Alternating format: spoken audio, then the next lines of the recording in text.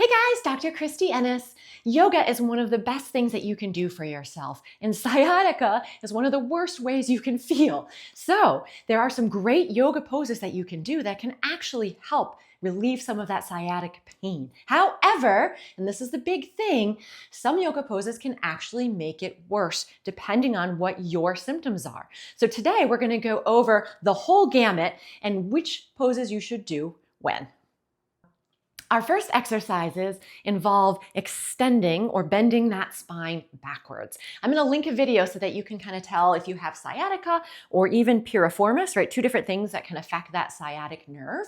But an easy, quick, dirty test is that if you bend forward and it doesn't feel good, right? It sends those symptoms. Usually, you do better with some of those back bending poses. And obviously, on the contrary, whatever word you want to use there, bending forward, flexing poses are not good. And that includes anything where you bring that knee or that leg up towards your chest. That also flexes the spine.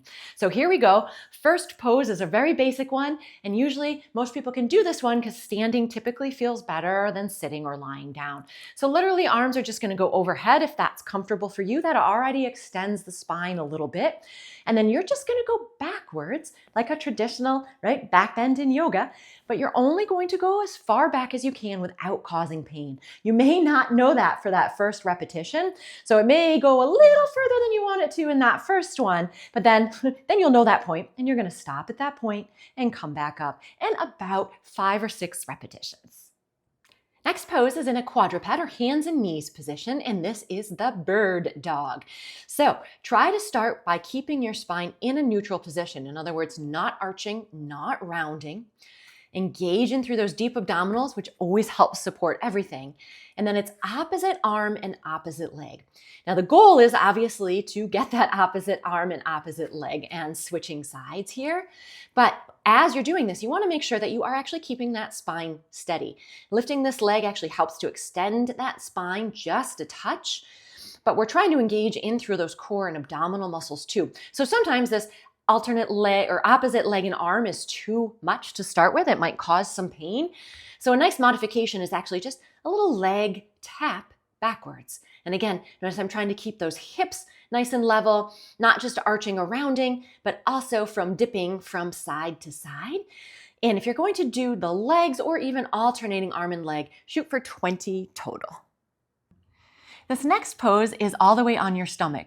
And sometimes you actually just need to start by literally just lying on your stomach before you even go into the pose. This may be enough. You can, if this is uncomfortable, take that side that's uncomfortable. Usually it's the side that's uncomfortable. And you can take that leg out and see if that helps. Sometimes that takes a little bit of pressure off, or even a pillow underneath your hips. So whichever pose you start with, if you want to add on to that, you're going to go then into that cobra. So arms right about chest height, width apart. You're going to go right onto those forearms and you're just going to lightly extend. You're only pressing gently into the mat. Well, mine doesn't extend all that well anyway, so I might press a little harder than some of you guys. You're only going up again as high as you can without pain and leaving that pelvis on the ground, right? That's kind of step one. So again, you may do one and go, oh, that doesn't feel good. But then you go up a little less high and you go, okay, yeah, that feels good, right? And so here again, about anywhere between 5 to 10 repetitions. This next one is just a little bit of a progression of that last pose. So obviously a little bit more challenging. We're going to go into that upward dog, right? So notice now I'm actually extending and pushing through those arms and my pelvis comes off the ground. Only do this one, obviously, if it feels okay, right? So if you know that that cobra feels uncomfortable, you're not going to want to go into that upward dog. And again, same idea. You can do a number of repetitions here as well, 5 or 6 probably for this one. This last one is our camel pose, and it does tend to be the most challenging. So make sure that you save this for maybe when you're feeling a little bit better. But there are some modifications for this too. So to start out, you can go ahead and put your hands right over that sacrum, so kind of where that belt line is. And then again, you're just extending backwards. You may just move a little bit to start here, and that's okay. To advance this, Again, you can go further into it. You can take one arm and reach down towards that heel. You can then take that opposite arm and reach it up towards the ceiling. That gets even more extension. And then the trickiest version is actually both hands coming, whoops, I can't find my heel. Both hands coming back towards that heel. Let that head go back if it feels okay on the neck. And again, you're only holding this for a breath or two. And then very carefully, usually I have people put their hands back on their back to come right on back up. Our next set of poses are going to go in the opposite direction. So flexion of that spine, flexion of that leg. You will see this most often with things like stenosis and arthritis, that tends to open up that joint space a little bit. Obviously, there are exceptions, and you listen to your body and what feels right to your body, regardless, of course, of that diagnosis. Always talk to your doctor too. So first one, which is usually the easiest one to do, is that forward fold. So you can have a little bend in those knees.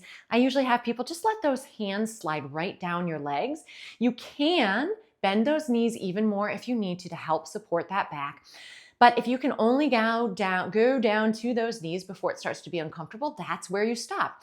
You're gonna think about engaging those abdominal muscles, squeeze those glutes to help bring you back up. Of course, if you can go down further than that, feel free to.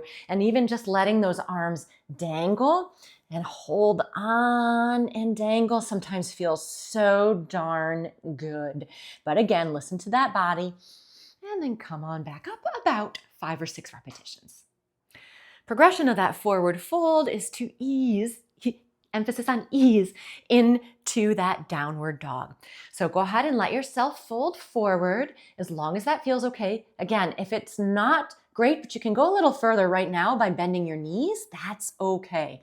I'm gonna reach those hands forward, step one leg back and then the other.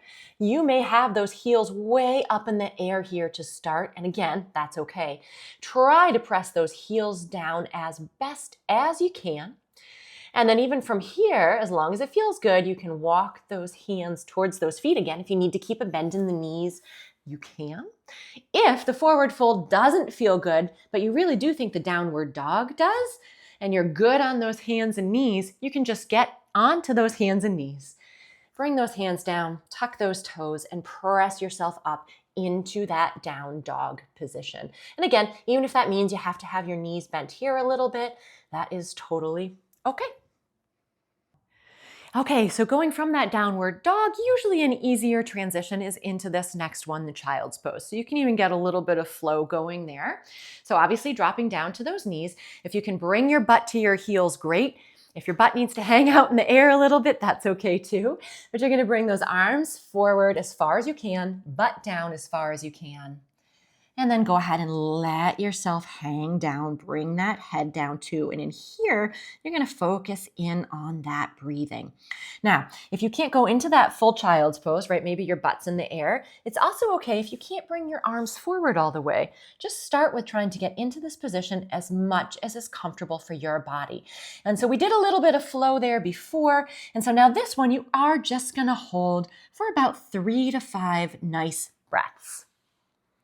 Our last 2 poses are on the ground, yay, or in bed if it's more comfortable for you to end that way. But we're gonna start with a nice simple knee to chest. So I'm not gonna grab directly onto my knee, I'm gonna grab onto that shin.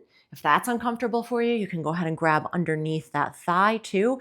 I tend to keep the opposite knee bent up just because it does actually support my spine a little bit more.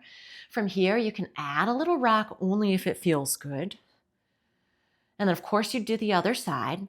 You can add on to this a little, again, only if it feels good. And this one is a little bit more challenging.